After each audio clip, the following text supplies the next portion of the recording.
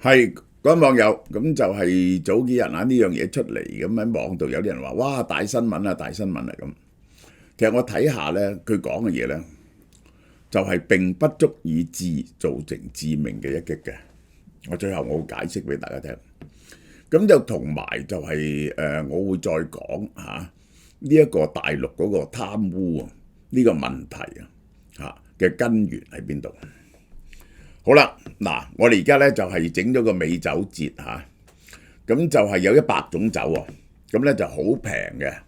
嗱，我舉幾種俾大家聽啦，呢個就係呢個好好啦，呢個日本遠藤出名嘅純米大吟釀，哇，好飲喎呢個大吟釀，因為佢將個酒嗰個米咧磨剩25%，個核心最甜嗰度。咁呢啲Chateau Bonnet 喎，呢個白酒88蚊嚇。呢一個 Western Range， 即係你如果你去出去周圍查係冇呢啲價錢嘅。Cabernet Sauvignon 就150蚊啊！呢個 Yellowtail Bubble Sparkling Wine 64 50蚊啊！呢一個 Cabernet Merlot 呢個菩提子嚟嘅270蚊，980蚊減到200，係總之咧係平東街㗎啦。你可以嚟買啲酒試下。嗱，呢單嘢咁嘅，美國國家情報總監辦公室3月20號發布題為《中國領導層嘅財富同腐敗活動》嘅報告，就話習近平家族持有巨額財富。呢個報告係根據2023年國防授權法啊，個國防授權法入邊嘅一個條款嚟到做嘅。第6501條要求提交，係由國家情報委員會同中國國家情報官員起草完成。呢個報告原本係2023年前年12月提交國會，但係俾情報機構延遲到今年3月先至發布。呢個呢，好極可能呢，就係拜登政府係唔想激嬲習近平，覺得係冇乜意思嘅，即係咁樣講出嚟就係撕爛咗習近平個面啦嘅面子啦。呢個就係對於中美嗰陣時咧係意圖進行 communication 咧係冇乜益處嘅，呢個係，所以係拜登政府 hold 住咗嘅。嗱，我再提大家呢份報告，呢個要求係邊個有份做嘅咧？魯比奧自己有份做嘅。報告引述2012年嘅新聞，習近平嘅兄弟姊妹、侄子、侄仔、侄女、外甥擁有10億美金嘅資產嚇。嗱，我講俾大家聽，相傳咧就咁嘅。習近平2007年做咗駐軍之後咧，就係佢已經叫咗佢阿媽齊心，叫晒啲兄弟姊妹翻嚟，就係話咧。你哋唔好再做生意啊！唔好再做生意，呢個係到咗2012年咧，又再提一次。你哋如果做生意咧，我係唔會照顧你哋嘅我係唔會照顧你哋嘅。你哋最好就係賣晒啲嘢走。嗱，呢個就係內幕消息傳出嚟嘅。但係根據產業研究提供嘅證據，2024年佢屋企依然係好有錢。冇辦法話用數據將啲投資同習近平直接掛鈎，但亦都唔排除呢啲資產係代表習近平間接管理嘅可能性。即係咧，佢估計咧而家係700億美金，佢哋揾到嘅就700億美金。但呢啲錢咧係人哋嘅名，咁你就唔能夠證明咧佢係證明唔到咧係習近平嘅。但習近平咧可能係遙控嘅。溫家寶唔使講啦，溫家寶俾個老婆累死嘅。溫家寶個老婆仔同埋手足係控制咗起碼27億美金嘅資產啊！佢個老婆係做首飾㗎嘛。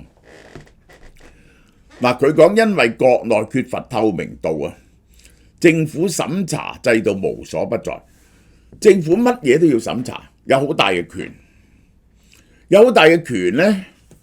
咁咧就係佢有權棘你，有權幫你，於是咧就變咗尋租嘅行動，而唔莫領導人財務公開。呢個喺趙紫陽嗰陣已經提出㗎啦，嗰啲人嗰啲官員要將財產公開，但結果咧就後來咧就講下咧，就終於話通過，結果都唔通過，最後咧就 drop 咗呢個 case。到咗習近平咧，就人哋要求嗰啲官員嘅財產公佈咧，拉咗坐監，於是好難去監督佢哋啲財富。哇！譬如即係你邊個喺我隔離有層樓咁樣，咁你好容易傳咗出嚟㗎嘛。如果你嘅申報係冇就呢個就係嚇。嗱，台灣咧就有申報，但我覺得個申報係不純不實。台灣一定要大量使用呢個收入與財產不相稱嘅，呢個係即係香港嘅廉署法例嘅。中國媒體喺報導高層家族財富積累之後咧，加強咗信息控制並限制外國新聞機構進入。呢個咧係講緊呢一個2010年開始，咁就報導邊個有錢咁樣啦。咁於是咧就將呢啲咁嘅信息收到好緊，唔俾外國媒體去中國進行呢啲調查，就話你犯咗間諜罪。於是你想研究高層腐敗或個人財富問題咧，係更加困難嘅。研究發現，高層領導人嘅職位獲得特權信息嘅管道，呢一啲嘢咧係有兩樣嘢可以用嘅。呢個兩樣嘢，第一，你首先掌握咗信息，信息就係錢嚟嘅。咁唔好講話要嚟炒股票啊，邊度有咩開標啊，邊度啲嘢有乜嘢平嘢賣啊，咁你係會知道，你已經優先啊。而且咧就仲有呢一個係私營同國有企業嘅行動啊，因為佢哋同政治權力人物嘅關係而有利於家族持股。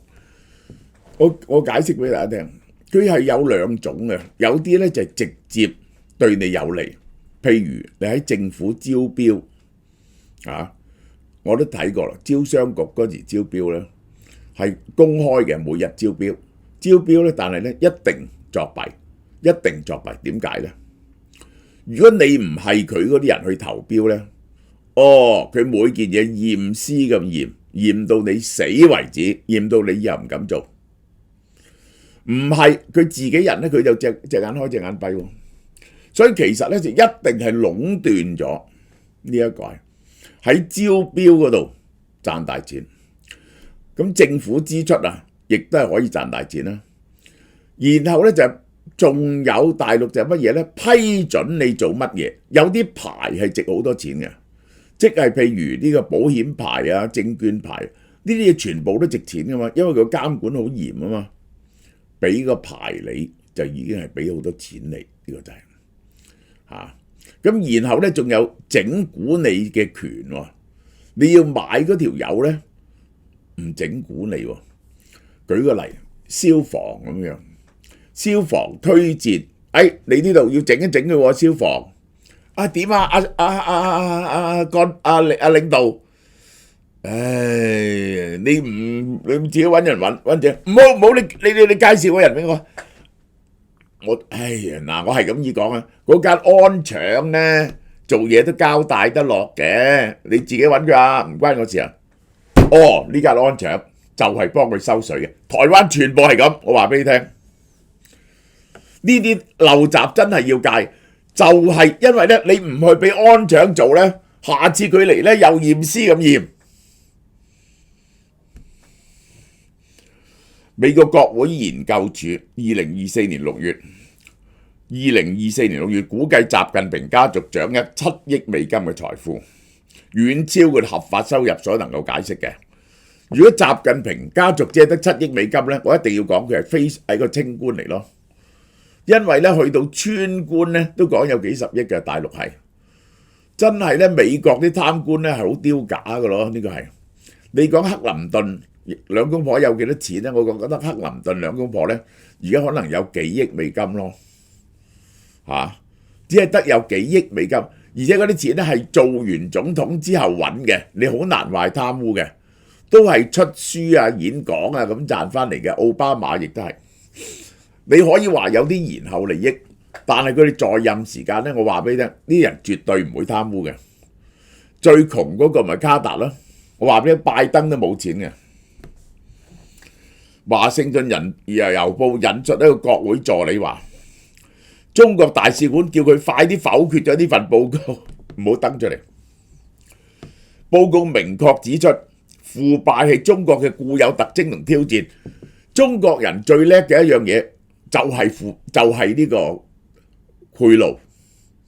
中國有2000年根深蒂固嘅賄賂文化。中國人喺東南亞佔咗大半嘅財富，就因為中國人識得賄賂。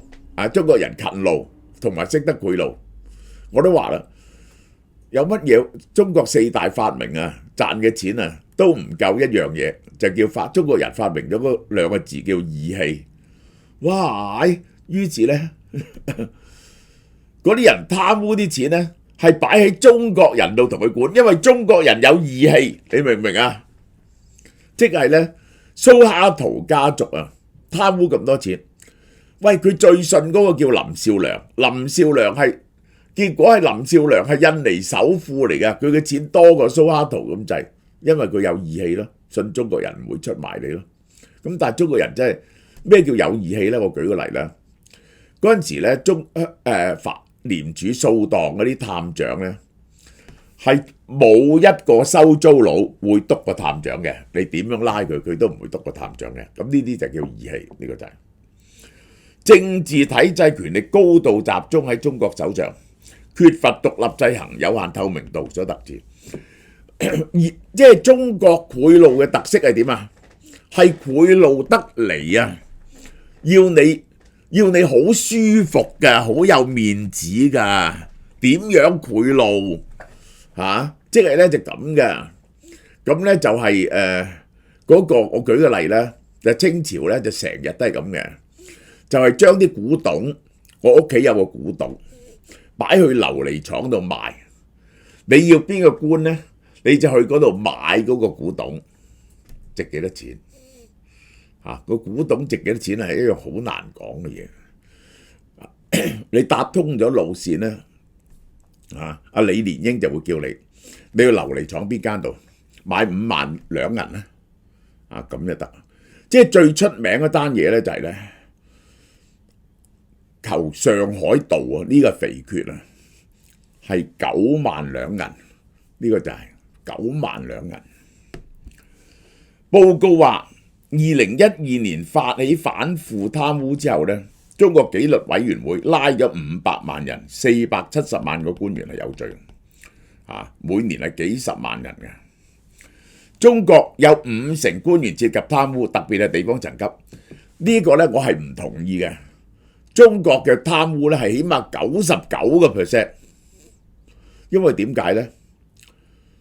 如果你唔貪污，你唔能夠生存嘅，因為有啲咧係集體貪污嚟嘅。如果你一個潔身自好嘅人呢，其他人覺得受危害嘅，你唔收錢嗰個呢，就立即要你打去一啲看圖書館即係做呢啲咁樣嘅嘢噶啦。呢個就係因為對佢哋嚟講太危險啦。有一個潔身自好嘅人咧，唔能夠存在，即係咧等於你喺污糟嘅水入邊洗衫，你點洗都係污糟嘅。官員通過賄賂貪污獲得嘅非官方收入可以達到4至6倍，咁呢個就估計得好少引用學術研究，官員級別唔同，8至65%，從賄賂貪污獲得官方收入。層級越高，通過貪腐獲得嘅收入越高。我講俾你聽，佢好多係轉成灰色嘅收入嘅，其實係呢啲係唔係貪污呢？即係咁。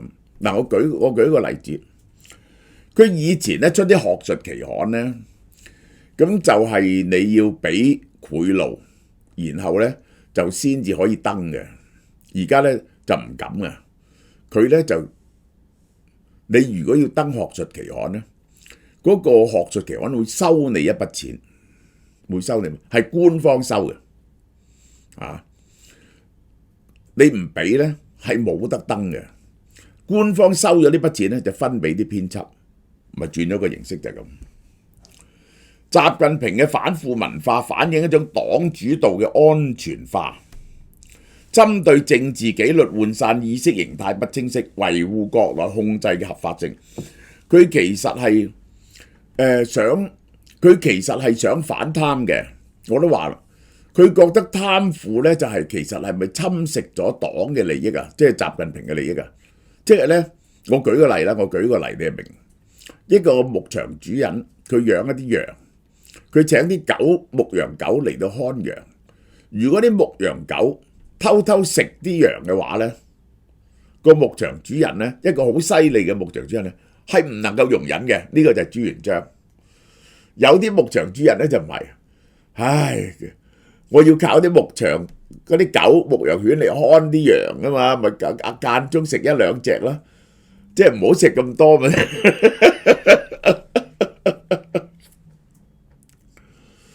咁又結果啲牧羊犬咧就食咗大部分羊，你知唔知啊？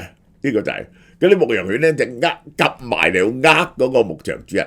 個牧場主人其實就係暗許嘅，呢個就係習近平就係嗰啲咧，將所有羊係當係佢嘅身家嘅人，係唔容許你哋貪污嘅。呢個其實係因為你等於係攞佢嘅錢嘅啫，呢個就係。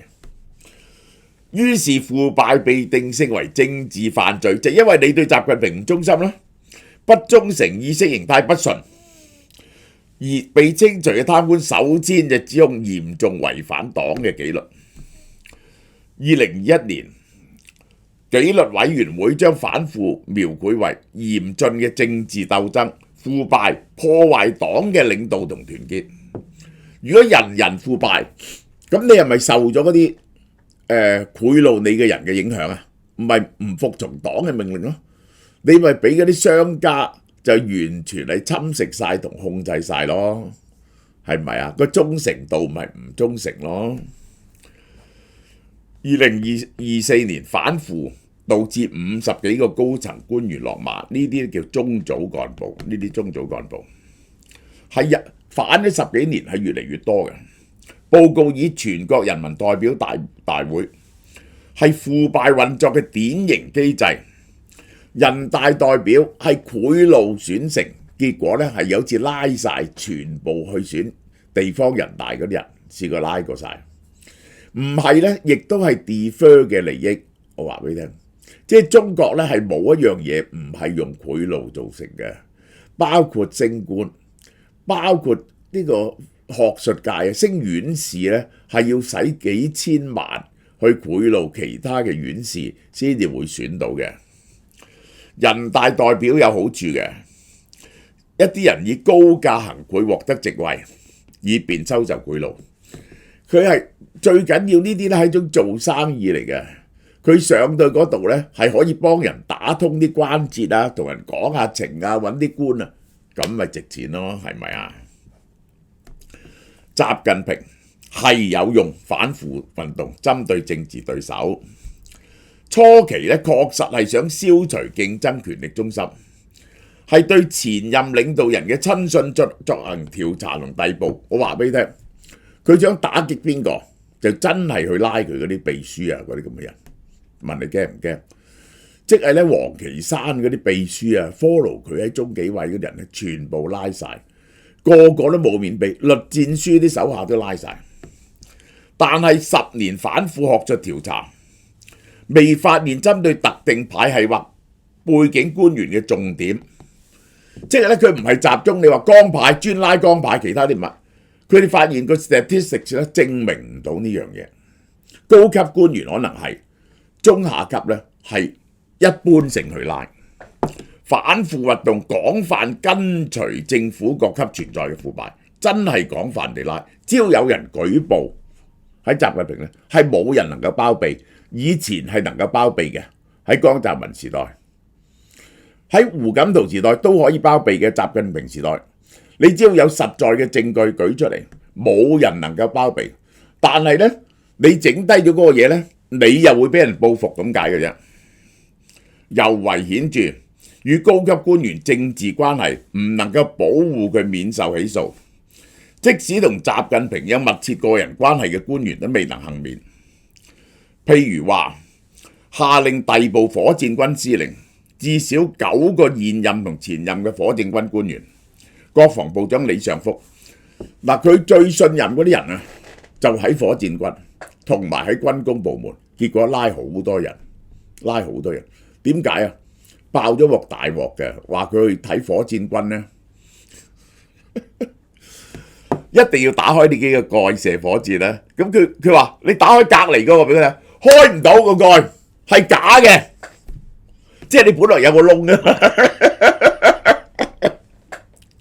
你掘個窿又要倒鋼筋英泥，係咪好貴啊？即係嗰啲火箭可以周圍走喺唔同嘅窿度射出嚟噶嘛？嗰個係得個蓋嘅啫。哇！嗰次習近平真係嬲到咧，所以火箭軍嗰啲人咧係一鑊熟，同埋總裝備部嗰啲人係一鑊熟，呢個真係好啦。然後對時任中央軍委政治工作主任苗華呢個佢嘅親信展開調查，呢兩條友都被控違反黨紀。嗱，苗華呢就係會係覺得佢亦都係大量貪污受賄，因為做政治工作部主任啊，係要檢查每個人嘅思想嘅。你要升官呢，要佢同意先得。佢話你思想有問題，你升唔到官。咁你諗下貪咗幾多污啦？係咪？呢個係習近平對軍隊腐敗嘅關注。因為反映咗點解個軍隊唔可以咁腐敗，因為準備打台灣咁腐敗，原來嗰啲火箭係冇嘅，咁點算呢？係咪？擔心腐敗阻礙喺2027年實現佢指示嘅能力同戰備嘅狀態。2024年習近平對軍隊指揮官嘅講話，槍桿子必須永遠握喺忠誠可靠嘅黨，強調個忠誠度，而當然唔能夠腐敗。腐敗嗰支軍隊唔打得，咁咪丟佢搞咯，係咪？好啦，報告詳細分析咗中國官僚體制嘅特點，點樣幫助貪腐，包括紀委接受黨委領導，冇外部監督，而武斷方式調查貪腐，講得好清楚。主要就係呢，一個地方嘅一把手好大權，冇人能夠掣肘嘅，亦都唔准講佢啲不利嘅消息。人民舉報嗰陣時咧，亦都係層層包庇嚇。你去法院告呢，原來個法院呢亦都係 under 黨委嘅嚇，冇外部監督。咁紀委去查佢哋呢，紀委固然係啦，但係紀委都係由佢呢啲人到嚟嘅。結果佢哋好容易互相勾結，啲紀委又貪污。中國指導嘅經濟增長目標一定要達到先晉升，但係省級同地方政府分散決策，於是個政策執行好大嘅彈性。為咗達到嗰個經濟指標，係不擇手段，佢哋做好多違規嘅嘢。實際上鼓勵地方領導人為個人同專業利益採取非法行動，即係呢，譬如話貴州就係因為好多大粒佬去過，胡錦濤去過，呢個栗戰書、陳敏爾、趙樂際，所以借落咁多錢。其實當然借咁多錢，亦都係有好多嘅賄賂成分啦。報告揭露中國軍隊以錢買升級。即使反腐10年之後依然繼續，全部官員都係買翻嚟嘅，即係呢，有班人喺度10個喺度，升邊個呢？喂，睇邊個識做人咯，因為咧冇人有表現嘅，有乜分別啫？邊個識做人咪升邊個咯？即使反腐取到一定成效，中國高層腐敗依然普遍存在。針對腐敗刑事案學術調查，有罪高官80%係涉及賄賂嘅，根本係100%。嗱，我講俾大家聽，呢份嘢公佈出嚟，會唔會對習近平造成極大嘅聲望上嘅打擊呢？有限度，呢個就係點解呢？第一，大陸就 filter 晒呢啲消息，但係冇辦法完全 filter 嘅。咁呢就一定有一部分信息呢就入咗大陸嗰度。但係咧呢啲咁樣泛嘅指控啊，係大陸當然可以話你抹黑佢啦。呢個就係第二，嗰啲習近平嘅親屬有幾億美金，好多人都覺得好合理啊，幾億美金個個都有啦，係咪？呢個好濕碎啦，即係咁樣咯。如果你真係要有指控性呢，就唔該你情報組織唔係好犀利嘅。你話俾佢睇邊個銀行用邊個人名個戶口有幾多錢，你至多查一個字嘅啫。你查到天文數字出嚟，只要你翻晒呢一個中央委員200幾人，佢有幾多親屬，有幾多人喺海外，邊個戶口存幾多錢，成個呢個中國政壇係大地震。因為即係有一班始終好相信佢嘅人嘅信念咧，係會震散晒嘅。但係呢個咁樣嘅泛嘅指控咧，其實係講原理嘅啫，係唔會造成毀滅性影響嘅。好嘛？好多嘅人食過韓國 Hancock NMN Collagen 咧，都大讚效果，每日一粒，攝取210mg 嘅 NMN， 再加埋3大凍齡成分，能夠增加抵抗衰老嘅 NAD+ 分子，啟動長壽蛋白 Citron 嘅抗老機制，全面抗衰老，舒緩關節肌肉，激活腦細胞同強化記憶。而家跳貓貓推出7折優惠，仲有驚喜禮品大激送，由3月16號到31號，網上同門市購買一盒原價1088，優惠7折之後呢，變咗762蚊。驚喜送出嘅禮品有韓國 From Bio 全效護眼素1盒，韓國 Vitamin 生益生菌免疫力配方1盒， Healthy Fit 1盒， Scott Regal 圍巾1條，顏色隨機發貨，禮品總值892蚊啊！送幾多樣嘢啊？買一盒4盒呢啲 supplement 1條呢個圍巾，買3盒呢3264蚊，優惠7折之後呢2285蚊。送出嘅禮品有 From Bio 全效護眼素1盒， From Bio 腦消學樂1盒，韓國 Vitamin 生益生菌免疫力配方1盒， Healthy Fit 1盒， Scott 圍巾1條，以及 BG18 魚子醬1罐，禮品總值2222蚊。呢個優惠呢，只可以自己攞嘅，唔會送貨。俏貓貓全面照顧到大家嘅需要，快啲嚟搶購，數目有限，送完即止。